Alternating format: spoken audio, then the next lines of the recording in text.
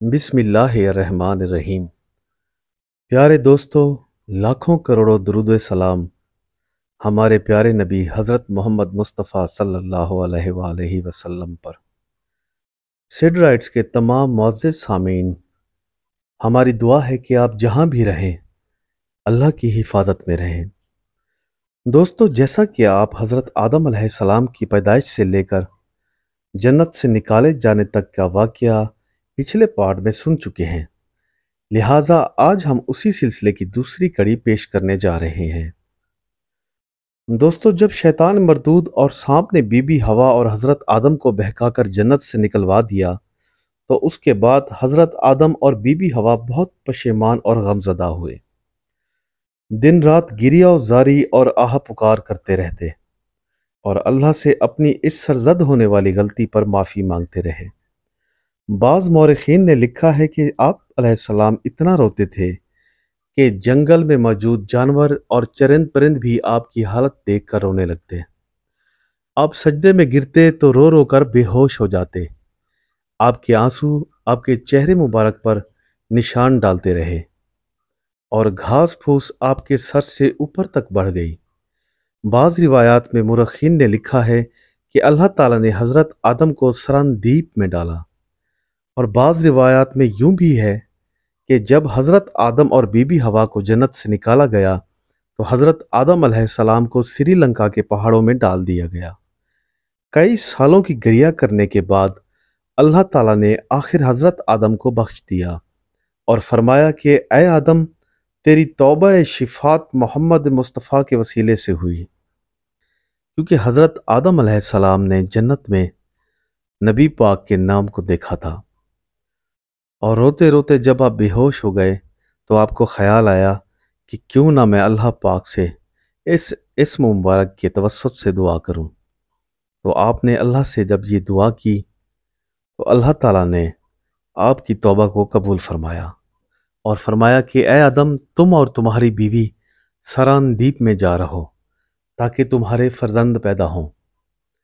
دوستو، حضرت آدم علیہ السلام بارضائے الہی سے خطہ ہندوستان میں آ کر آباد ہو گئے۔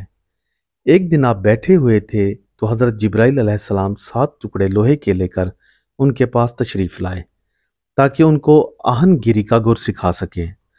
دوستو، آہن گیری سے مراد لوہے سے بننے والی چیزوں کا گر سکھائیں۔ جب آپ کو لوہا پگھلانے کے لیے آگ کی ضرورت محسوس ہوئی تو آواز آئی کہ اے جبرائیل، آگ مالک دوزخ سے لے لو، اور جب انہوں نے آگ لا کر دی تو گرمی اور تپش سے حضرت آدم علیہ السلام کا ہاتھ جل گیا۔ حضرت آدم علیہ السلام نے یہ آگ زمین پر ڈال دی۔ وہ آگ اتنی سخت تھی کہ زمین کے 7 طبق کو چھید کر دوبارہ دوزخ میں چلی گئی۔ اس طرح 7 دفعہ اس آگ کو دوزخ سے لایا گیا، لیکن پھر بھی وہ آگ دوبارہ دوزخ میں جا داخل ہوتی۔ تب ندا آئی کہ اے جبرائیل، 7 دریائے رحمت سے اسے دھو کر لاؤ، تب یہ آگ ٹھہرے گی۔ اور کابل اخبار نے لکھا ہے کہ جب جبرائیل آگ لانے سے عاجز رہے تو اللہ کا ارشاد ہوا حضرت آدم کو کہ چک مکاک یعنی پتھر سے پتھر کو رگڑو۔ تب آپ نے ایسا ہی کیا اور اللہ کے حکم سے آگ جل گئی۔ دوستو، حضرت جبرائیل ان کو آہن گیری سکھانے لگے، یعنی آلات کھیتی کرنے کے لیے حضرت جبرائیل نے حضرت آدم کو ایک جوڑا بیل کا بہچ سے لا کر بھی دیا تھا۔ بعض روایات میں 2 گائے بھی ہیں۔ اس کے علاوہ ایک مٹھی گندم حضرت جبرائیل نے جنت سے لا کر حضرت آدم علیہ السلام کو دی اور کہا کہ اے آدم، اپنے ہاتھ سے زراعت کر کے اس سے اپنی غذا حاصل کرو۔ تب حضرت آدم علیہ السلام نے وہ دانے زمین پر چھڑک دیے اور ہل جوتا۔ جب بیل چلنے لگا تو حضرت آدم نے اس کو ایک لکڑی ماری۔ تب بیل بول اٹھا کہ اے آدم، تو مجھے کیوں مارتا ہے؟ اگر تجھے سمجھ ہوتی تو تو اس دنیا میں نہ پھنستا۔ حضرت آدم بیل کی بات کو سن کر غصے میں آ گئے اور وہاں سے چل دیے۔ تبھی حضرت جبرائیل آدم علیہ السلام کے پاس آئے اور پوچھا کہ آپ کہاں جا رہے ہیں؟ تو آپ نے فرمایا کہ بیل نے مجھے سرزنش کی ہے، تبھی میں اس کو چھوڑ کے جا رہا ہوں۔ اس پر حضرت جبرائیل نے فرمایا کہ جو بھی شخص اللہ کی نافرمانی کرے گا وہ رنج و غم میں گرفتار رہے گا۔ اب آپ کو رنج و غم برداشت کرنا پڑے گا، تبھی نعمت کھا پاؤ گے۔ حضرت آدم نے دوسری بار ہل جوتنا شروع کیا تو بیل کجی کرنے لگا، جولا نیچے کر لیا اور کھڑا ہو گیا۔ حضرت آدم نے پھر اس کو لکڑی ماری، تب بیل نے آسمان کی طرف دیکھا اور رو دیا۔ پس آدم علیہ السلام اس کو وہیں چھوڑ کر چلے گئے۔ حضرت جبرائیل علیہ السلام دوبارہ آئے اور پوچھا کہ کہاں جاتے ہیں؟ اس پر حضرت آدم بولے کہ بیل نے آزردہ ہو کر خدا کی بارگاہ میں شکایت کی ہے۔ اس پر حضرت جبرائیل بولے کہ خدا تعالیٰ نے تم پر سلام بھیجا ہے اور کہا ہے کہ تم نے بہشت میں بھی ایسا ہی کیا تھا۔ اب اس وقت تک تم پر اذیت ہوگی اگر تم بیل پر سختی کرو گے۔ میں بیلوں کی زبان پر مہر کر دوں گا تاکہ وہ بات نہ کر سکیں، تو اچھی طرح سے ان سے کام لو۔ تب حضرت آدم کھیتی کرنے میں مشغول ہو گئے۔ زمین پر گیہوں بکھارا، جب وہ بار لایا اور پختہ ہوا تو تب آپ نے کاٹ لیا۔ یہ سب 7 گھڑی میں تیار ہوا۔ زمین نے کہا، اے آدم مجھے معاف رکھ، میں ضعیف ہوں، ورنہ اس سے بھی جلدی تم کو گیہوں دیتی۔ دوستو، حضرت آدم نے جب گیہوں کو صاف کر کے کھانا چاہا تب حضرت جبرائیل علیہ السلام نے فرمایا کہ اسے پیس کر پانی کے ساتھ خمیر کرو اور آگ میں سیکو۔ تب اماں حوا نے ان سے تعلیم پا کر پانی کے ساتھ خمیر کر کے روٹی پکائی، حضرت آدم علیہ السلام کے سامنے رکھی۔ جب آپ نے روٹی کھانی چاہی تو حضرت جبرائیل علیہ السلام نے روک دیا اور کہا کہ اے آدم ذرا رکیے، آفتاب غروب ہونے دیں کیونکہ آپ روزے سے ہیں۔ جب شام ہوئی تو حضرت آدم علیہ السلام اور بی بی حوا نے مل کر روٹی کھائی۔ جب دوسرے روز کھانے کی اشتہا ہوئی تو حضرت آدم نے دیکھا کہ ان کے سینے پر ایک سیاہ دھبا نمودار ہوا ہے اور جلد ہی بڑھ گیا ہے۔ وہ ڈرنے اور سوچنے لگے کہ شاید مجھ پہ اللہ کی دوبارہ سے کوئی ناراضگی تو نہیں آ گئی۔ تب حضرت جبرائیل علیہ السلام نے فرمایا کہ اے آدم روزہ رکھو اور کچھ مت کھاؤ تاکہ تمہارے بدن کی سیاہی مٹ جائے۔ آپ نے ایسا ہی کیا۔ چند ہی دن میں اللہ نے آپ کو شفائے کاملہ عطا کی۔ ان روزوں کا نام ایام بیض ہے۔ 13ویں، 14ویں اور 15ویں تاریخ ہر مہینے کی اللہ تعالیٰ نے حضرت آدم علیہ السلام پر روزے فرض کر دیے۔ اس زمانے سے لے کر حضرت موسیٰ کے زمانے تک اس پر عمل ہوتا رہا۔ پس جب حضرت آدم خطہ ہندوستان میں آ کر آباد ہوئے تو بی بی حوا حاملہ ہوئیں، ایک بیٹا اور ایک بیٹی جنی۔ بیٹے کا نام قابیل اور بیٹی کا نام اکلیمہ رکھا، جو نہایت ہی خوبصورت تھے۔ پھر دوبارہ جب بی بی حوا حاملہ ہوئیں تو ایک بیٹا اور ایک بیٹی کو جنم دیا۔ بیٹے کا نام حابیل اور بیٹی کا نام غازہ رکھا، مگر یہ پہلے بیٹا بیٹی جتنے خوبصورت نہ تھے۔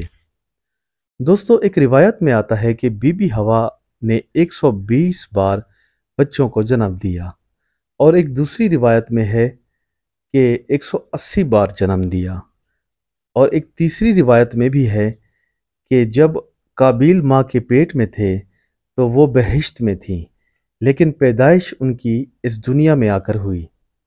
دوستو، جب حابیل اور قابیل دونوں بڑے ہوئے تب حضرت جبرائیل علیہ السلام تشریف لائے اور کہا کہ اللہ نے آپ پر سلام بھیجا ہے اور کہا ہے کہ دونوں بہنوں کو دونوں بھائیوں کے ساتھ، یعنی قابیل کی بہن کو حابیل کے ساتھ اور حابیل کی بہن کو قابیل کے ساتھ بیاہ دو۔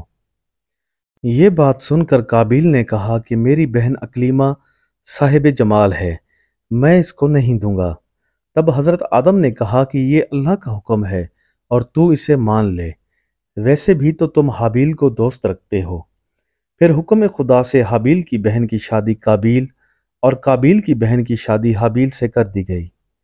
قابیل نے حسد سے حابیل کو کہا کہ تو میری بہن اکلیمہ کو طلاق دے دے، میں اسے اپنی خدمت میں رکھوں گا۔ حابیل نے کہا کہ یہ میری بیوی ہے اور میرے باپ نے اس کی شادی میرے ساتھ کی ہے، میں ہرگز اپنے والد کی حکم عدولی نہ کروں گا۔ حضرت آدم نے جب یہ ماجرا سنا تو انصاف کیا اور دونوں بیٹوں سے کہا کہ قربانی کرو اور منا پر رکھ دو، جس کی قربانی بارگاہ الہی میں قبول ہوگی اس کی بیوی اکلیمہ ہوگی۔ پس دونوں بیٹوں نے کئی بکریاں ذبح کر کے کوہ منا پر رکھ دی اور دعا کی کہ اے خدا تعالی ہماری قربانی کو قبول فرما۔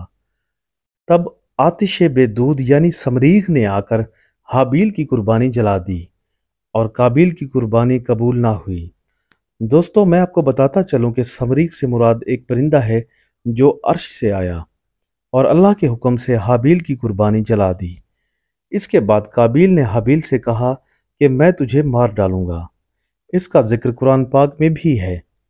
تب حابیل نے کہا کہ قربانی قبول کرنے والا اللہ ہے، جو پرہیزگاروں کا ساتھ دینے والا ہے۔ اگر تو مجھے مارنے کے لیے مجھ پر ہاتھ چلائے گا تو میں تجھ پہ ہرگز دست درازی نہ کروں گا، کیونکہ میں ڈرتا ہوں اللہ تعالیٰ سے جو صاحب ہے سارے جہاں کا۔